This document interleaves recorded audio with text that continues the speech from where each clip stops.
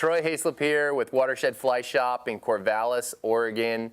I'm going to tie a winter steelhead fly. I'm tying on a tube from Pro Sport Fisher. Okay, so I'm going to tie on my body now.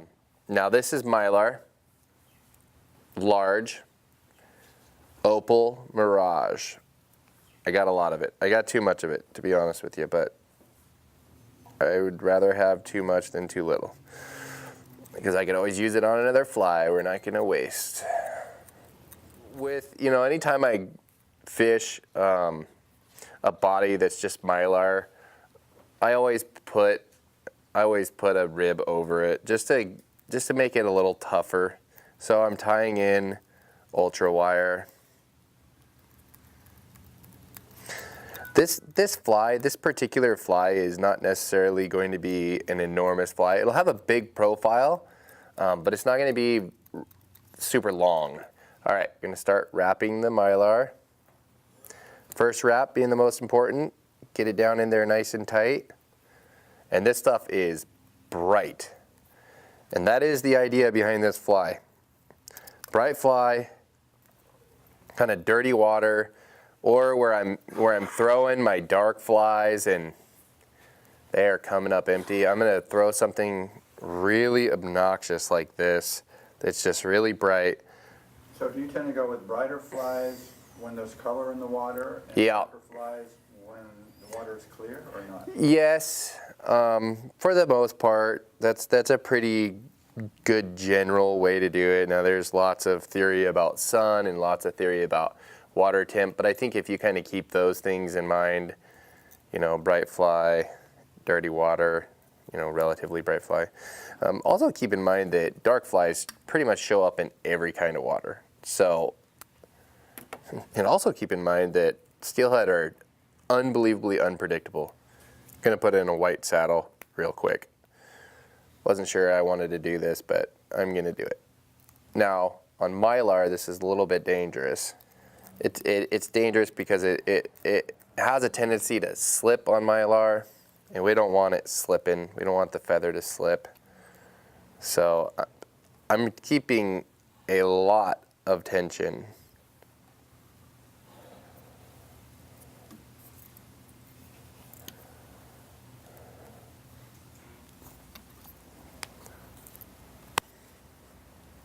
So is there color to that wire? Silver. Silver wire, silver ultra wire. It's brassy in size. Again, just kind of working it through there just like you would with your woolly bugger. Yeah.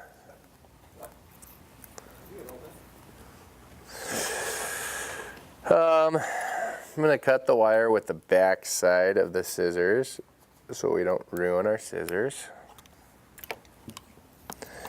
Going to tie over that little piece. Okay, there we go.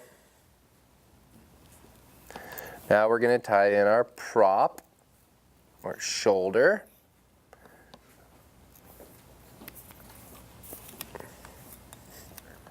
So I'm going to grab my Fox. Here's the Fox with that ripple ice fiber. This is ripple ice fiber in pearl. Grab that in pearl. And this is acting as my flash in the fly, aside from my body. Just put it in there. Like I said, it's going to be a pretty bright fly. This ripple ice fiber is super bright. Okay, spread that out a little bit. And then I'm going to, again, pinch my thread and get a really good amount of tension on it before I go ahead and let it go. Let that go, get all this. Boom. Go back through with your bodkin. Pick out the ripple ice fiber and the Fox at the same time.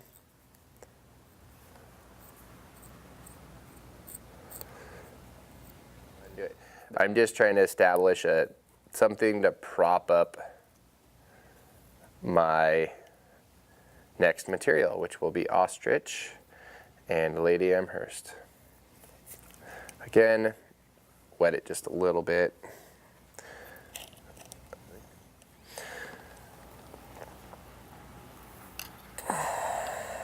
Okay. Just palmering it back as I go here.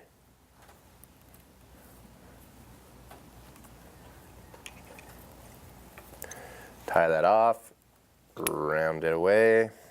2, 1, 2, 3. Okay.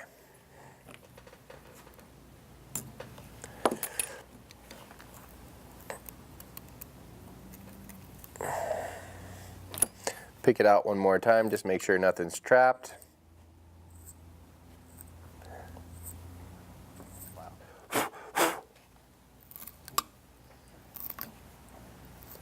And again, it's picking out the fox and the ripple ice fiber at the same time.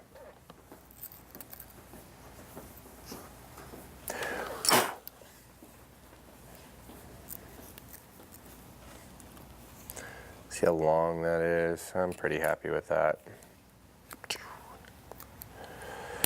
Okay.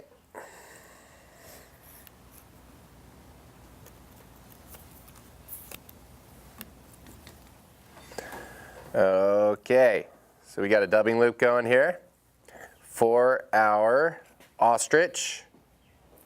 Now I've got ostrich and Lady Amherst. I'm gonna teach you the easy way. Okay, I'm just separating these fibers, and this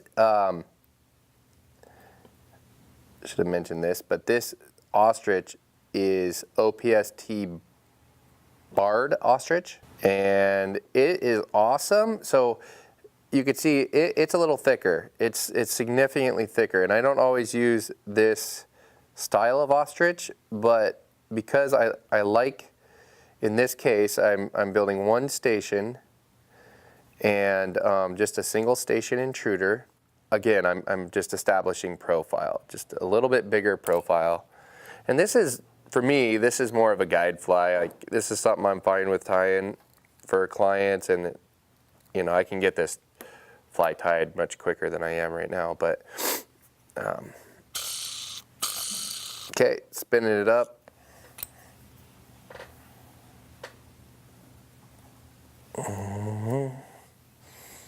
Okay. And if you spin it kind of halfway, you can mess with the ostrich, and it's kind of nice. You know, if one starts going a little sideways on you, which they will, just go slow. And I've got it in there. It's plenty in there, so now I'm just going to kind of finish it off with. Notice I'm holding my material, my fox and my ripple ice fiber, so it doesn't get trapped in that loop at all. Okay, that is plenty. Go ahead and wind it a couple of times. And then I'm going to try to find which way this ostrich is contouring, and I can see one of them wants to kind of go that way, one side wants to go that way, one side wants to go that way. It's actually working out pretty good for me. And again, I'm going to palmer it just like a large hackle. And there's actually not that much ostrich in there, which is a good thing. We don't need a ton of material, especially since we're going to put a couple more things on. We're going to end up putting some some Lady Amherst on and some marabou. So you could put your Lady Amherst in that loop if you like. Again, I just don't want it to be super painful for folks that try to do that the first time around. It's a bit of a nightmare. Go around my thread. Around again, just tie those guys down there.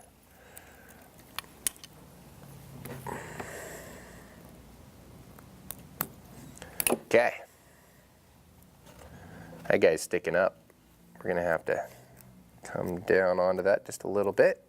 There we go. Beautiful. Perfect. It just extends past my tube a little ways. That's perfectly fine. I'm happy with that. grab the Lady Amherst, and I'm going to separate them by 2s. They come in sticks. Let's grab one. Like this, and then you cut them to length. I like them about maybe a hair more than 2 inches long, 2 to 2.5 inches long. And you can only tie them so far because the needle is tapered, and I like to shove it as far in there as I can so it'll stay still. And I'm, you know, I probably will cut some of this tube off, and that's okay. It's easier to tie without the needle exposed. This, you could see that it's just a hair exposed, maybe 1/8 of an inch or something like that. Tie this Lady A in. This is just to give it a little more contrast and to put a little white in it. I've kind of fallen in love with white. White is actually my favorite color. Okay, I'm just putting 2 on top, 2 sets of 2 on top. And again, Lady Amherst can be a bit of a pain, especially if they separate from them. You know, I'm trying to get these guys to stick together a little bit, and you can kind of do that. All right, here you go. There we go. Just tying them in pairs. Again, using that 50D Vivus thread. Really makes it so you can tie these things in a ton and not stack your thread so bad to where you've got this huge bump. Okay. Throwing some more Lady A in. 2 on the bottom now.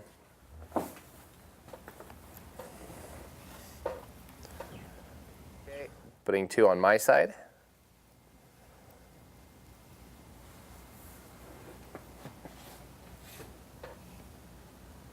If you do 1 wrap and then mess with it, you'll be much happier. Tie it down. I always put a couple wraps in front after I tie it down. Sharp scissors are a really good thing. So use sharp scissors. It's a marabou pre-strip feather from Nature Spirit. It's Fish Hunter Marabou. I'm going to tie the marabou in by the tip. All right.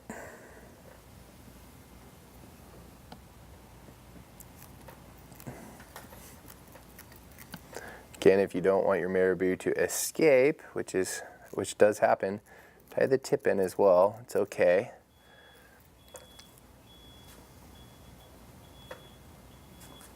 Go ahead and palmer it.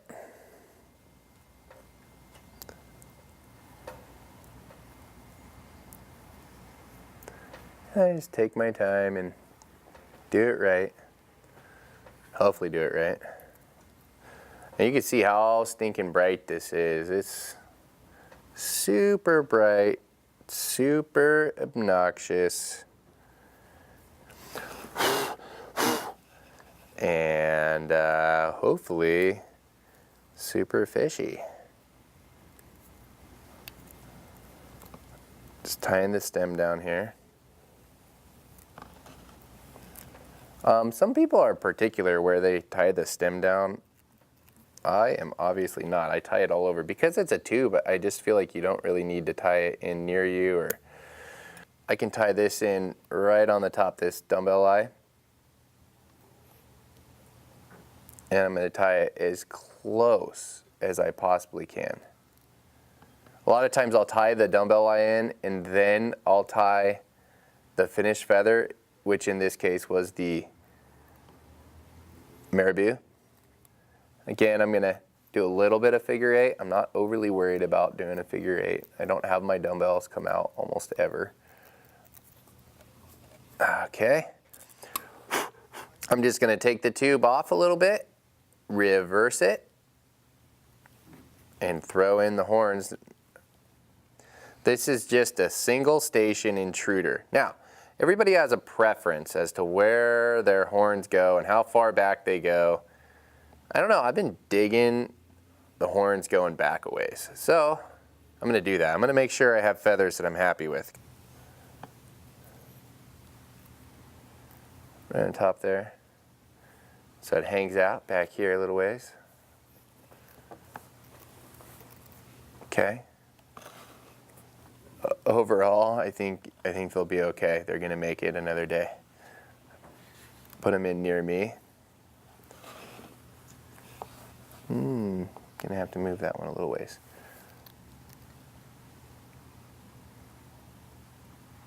This is kind of a funny little process. And I have, again, the best fly tying tool that any man or woman should have. It's a bodkin. You can really move things around, place them correctly. Really tying those down, and then I'm gonna get under the stems. Cut the stems a little ways. I still kind of want to tie the stems down a little further.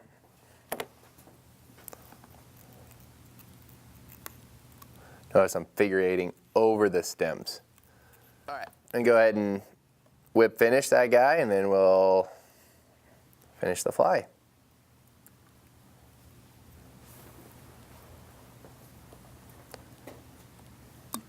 I whip finish all my steelhead flies 3 times. Now, if you're a guy that does it once, good for you. But I don't like my flies falling apart. And if they do, then I have 2 additional turns essentially on the whip finish. So I could just keep it, you know, I could just trim the thread with my nippers on the water if it falls apart. So I do that with almost every fly I tie. With trout flies, I'm, you know, kind of doing 2 whip finishes for the most part because I don't want to crowd the head, but we're gonna cut it. I have razor scissors and I've cut a lot of tubes with it, and don't cut it too short. That's a hair longer than I wanted, so I could always trim that back a little bit. Grab the old Bic, burn on top with the blue part of the flame. Throw it on there. I throw it on there while it's still hot. Expand the tube just a little bit, and everybody's happy. Go ahead and just throw some zap on that bad boy real quick. Yep, just gonna finish it off with a little bit of Zap-A-Gap, and then I'm done.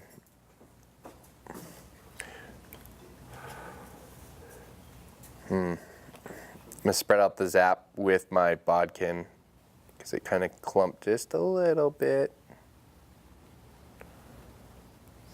All right, here we are. Pretty sweet little tube fly. Throw it on the... What was the name of that again? I don't actually remember. I knew you were going to do that. I knew you were going to do that. Sorry. Ah, that's good. What did I call it?